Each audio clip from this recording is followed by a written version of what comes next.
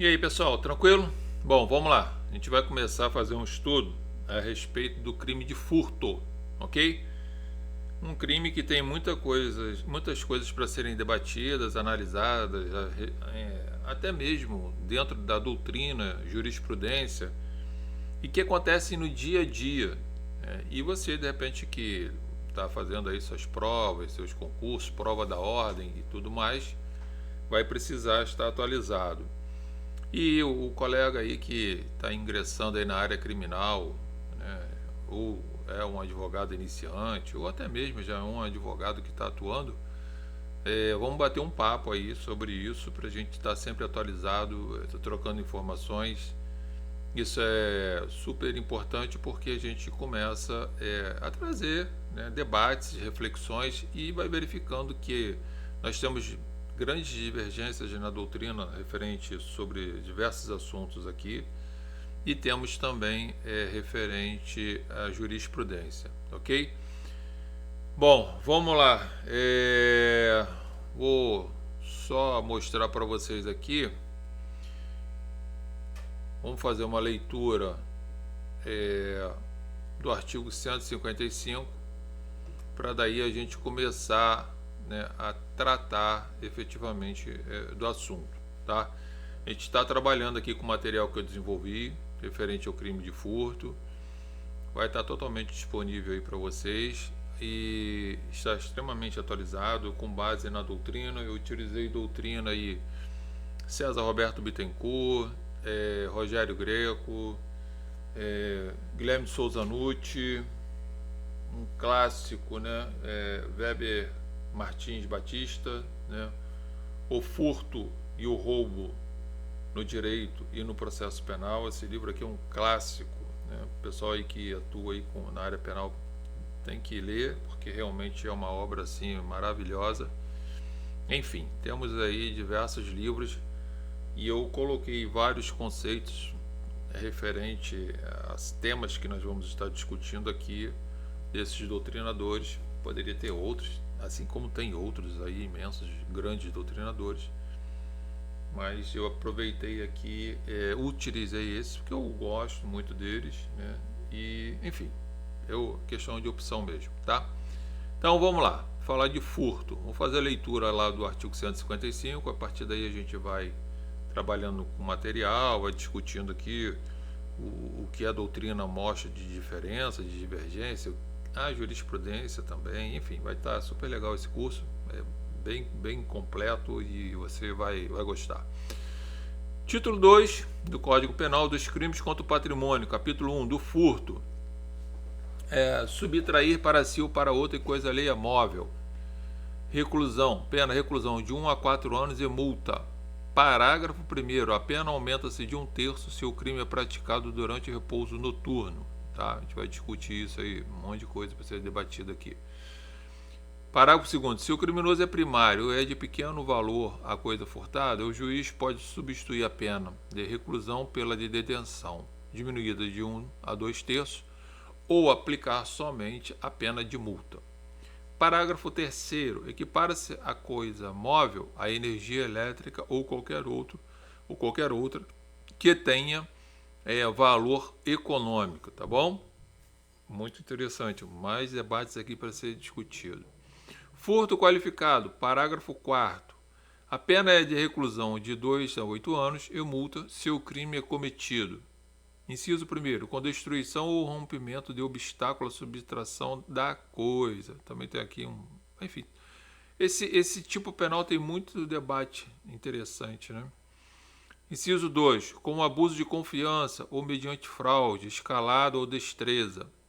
Inciso 3, com emprego de chave falsa.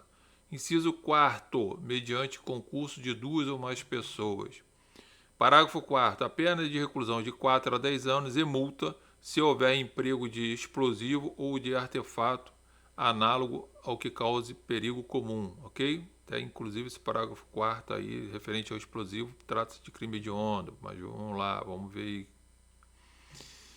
aí. Parágrafo 4º-B. A pena de reclusão de 4 a 8 anos e multa se o furto for mediante fraude e cometido por meio de dispositivo eletrônico ou informático conectado à rede, conectado a uma rede de computadores, com ou sem violação de mecanismos de segurança, utilização de programa malicioso, qualquer outro meio fraudulento analógico ou análogo, tá ok?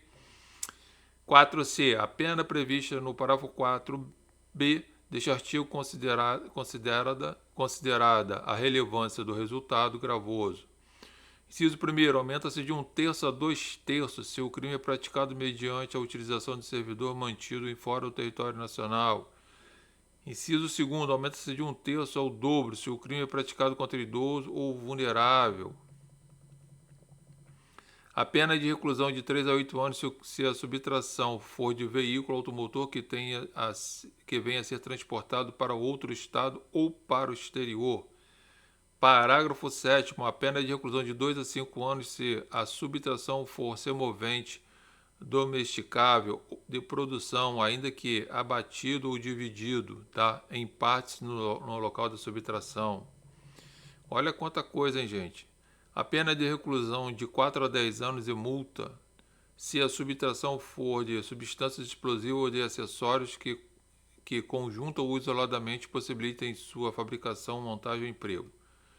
Então a gente tem aqui, são 7 parágrafos, né? E a gente observa que muita coisa aqui tem que ser debatida, né? As pessoas às vezes olham o crime de furto e ficam, né, restritas à análise desse artigo aos crimes cometidos de forma comum, que a gente vê o dia a dia aí, né? Furto de um celular, furto aí de uma carteira, enfim. Mas a gente vai ver aqui que tem muita coisa a ser analisada quando a gente estiver aí olhando item por item do artigo, inclusive levando divergência na doutrina, na jurisprudência, tá? Então, a gente tem que ter uma visão, quando estiver analisando o tipo penal, que se você estiver fazendo, por exemplo, prova aí, da ordem, concurso, por aí vai, a regra é o examinador cobrar de você o que não é o dia a dia, porque senão fica mais fácil, né? O examinador está aí para atrapalhar a vida das pessoas. No seu dia a dia como advogado, você vai se deparar muito com esses furtos, infelizmente, do dia a dia. Aí é relógio, é celular, é carteira, é óculos, enfim.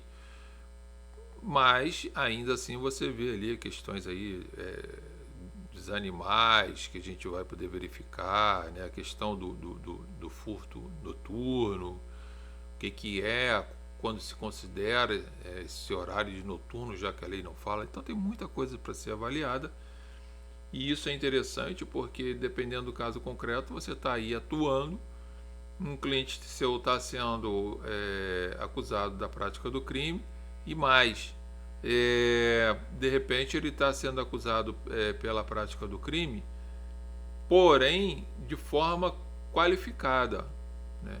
E aí você, observando o caso concreto, né, fazendo uma pesquisa na doutrina, na jurisprudência, você pode talvez ter, se não conseguir uma absolvição do seu cliente, você pode conseguir a retirada de uma qualificadora, por exemplo, e aí você pode ter o benefício da suspensão condicional do processo. Então tem assim que observar muito, né, os fundamentos, né, que a doutrina e a própria jurisprudência traz para a gente, para quando nós estivermos atuando, principalmente num caso concreto, observar a acusação que está sendo imputada ao seu cliente, analisar o fato, as provas, o direito, e aí tentar, no mínimo, tirar as qualificadoras, porque aí você pelo menos o seu cliente pelo menos teria o direito de algum benefício, tal como suspensão condicional do processo, se ele fizer jus, preencher os requisitos necessários.